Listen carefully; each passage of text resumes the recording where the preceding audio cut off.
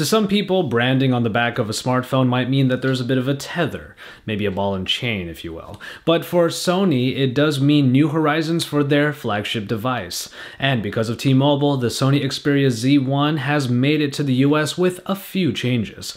Do they really change the experience all that much though? Well, we're here to find out. Because it's Joshua Vergara from Android Authority. What's going on, everybody? And this is the Sony Xperia Z1S. Now, for pretty much all intents and purposes, this is very much the same phone as the original Sony Xperia Z1, with a couple different changes underneath, which we'll get to in a moment. After all, this is the same glass finish all around the phone, making for a very premium feeling device in the hand. And the skeleton that puts it all together and keeps it all together is, instead of metal, now made of plastic. This does make for a lighter phone, and if you look in this particular shot, there is actually a little bit more length on this version of the phone compared to the original. After that though, you have the same overall layout with the silver power button and the ports and micro SD and SIM card slots covered with small bits of plastic. After that, the only real changes are in the headphone jack, which has been moved more to the middle, and of course the T-Mobile logo proudly stamped on this phone's lower back. Overall, this is the same experience when you have it in your hand. It is a bit of a large device for what is supposed to be sporting just a 5-inch screen, and that is mostly due to the bezels around the screen. There's a little bit more real estate at the top and at the bottom particularly, which makes for a phone that's a little bit larger than most other 5-inch devices out there. The display is the very same one that you remember from the Xperia Z1. This is a 5-inch display at 1080p resolution, the triluminous display that is backed by the X-Reality engine. And in the end, you do still get the same great quality that was there in the original Z1, so if you remember what that one was like, it's pretty much the same here, with great display quality, especially when you're looking at it head-on, because as has become a trait of many Xperia devices recently, the viewing angles really aren't that great. But as long as you're looking at it head-on, this is akin to a small Sony TV. In the performance aspect, the Z1S doesn't disappoint because it continues the tradition that the Z1 originally started with, having the fastest processing package available today. And that is the Snapdragon 800 with the Adreno 330 and 2 GB of RAM. As a result, power is never in shortage, and the already minimalistic Xperia UI moves along just fine without really much incident at all. In the hardware department, the first thing we will talk about is the fact that even though the plastic skeleton in here is different from the metal one that we saw in the Xperia Z1, the reason why that happened is because T-Mobile was worried about reception issues due to the metal.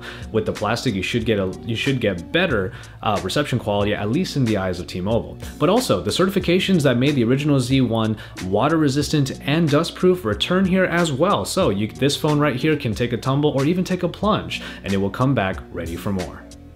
After that, we do have expandable storage in that micro SD card slot that bolsters the 32 GB built in, at least in this particular device. And the usual bevy of connection abilities is included, along with 4G LTE support, so you can take advantage of T-Mobile's high-speed network. And then of course there is the 3000 mAh battery that provides quite a bit of longevity for this device. There is a lot of power underneath, and that screen is quite good, so 3000 mAh will get you maybe about a day or a day and a half in terms of moderate to heavy usage. But the Xperia UI does come with a lot of power-saving features, so as long as you take advantage of those, you should be able to eke out just enough from this phone that you need, maybe a little bit more.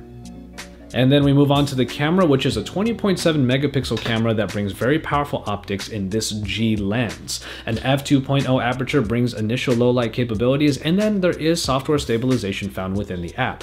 Now, speaking of the app, it does unfortunately come with the same problems as the original Z1. 20.7 megapixels is a great number, and it does yield you very, very large photos. Unfortunately, when you want to come down from that number, it goes straight to 8 megapixels. Even worse, 20.7 megapixels is used in the 4:3 aspect ratio, and I'm a 16:9 guy. So if I want to use 16:9 aspect ratio, which is what I almost always use, I have to jump all the way down to 8 megapixels. It's just really a bummer.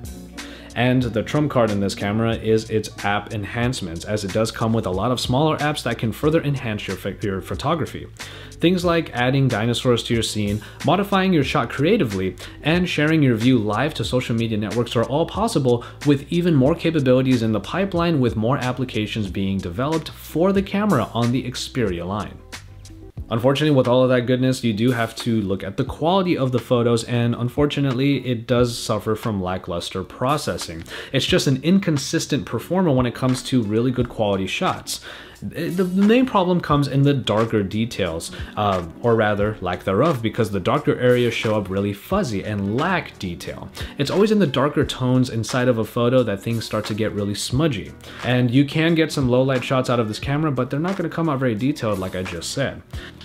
And finally, we make it over to the software. Now, what is actually called the Timescape UI is what I usually call the Xperia UI. And in that regard, the Xperia UI is actually a pretty classical type of navigation when it comes to getting around Android. However, there are some enhancements that Sony put in that really do sweeten the pot. What we have here is inside of the recent apps button, these small apps. Now, these are very familiar to any Xperia users out there. These are small applications that show up on top of your current workspace to allow you to get some quick multitasking done. After that, certain applications that really give you that Sony-esque experience are added in as well, like obviously the Walkman for listening to your music and the album for looking at your photos and videos.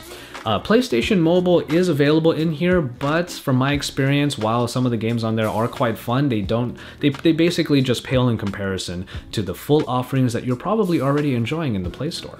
All in all, what really makes us like the Xperia UI is that it's pretty simplistic while being very elegant. It is quintessentially Sony in its style and its color scheme, but for anybody that has used an Android device before, especially ones that are more stock-like, you should have no problem getting into this phone and getting around quite easily without any time at all.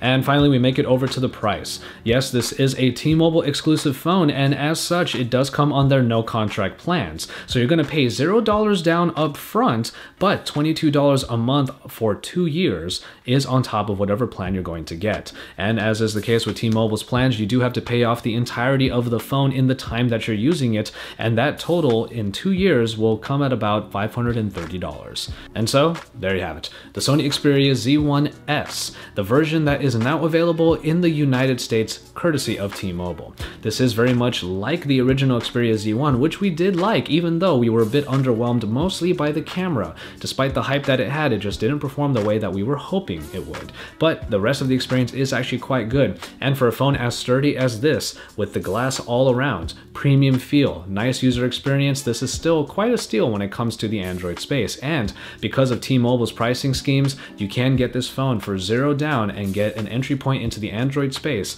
into one of the best ones that might be out there today. So as always, thank you guys very much for watching, and I hope you enjoyed this review of the Sony Xperia Z1S. Don't forget to check out all of our other content here at the Android Authority channel, especially our CES coverage from last week. We're all recovering from the craziness that was the Consumer Electronics Show of 2014, and I hope you guys really enjoyed our coverage from there. We have the Best of CES 2014 video right over there, and make sure you check it out because that's one of my favorite videos that I've ever put together. After that, make sure you check out my other brothers in Android, Jace, Joe, and Kevin the Tech Ninja for all of their great content as well. And keep it tuned here. Subscribe to our channel if you haven't already. And remember, Android Authority is your source for all things Android.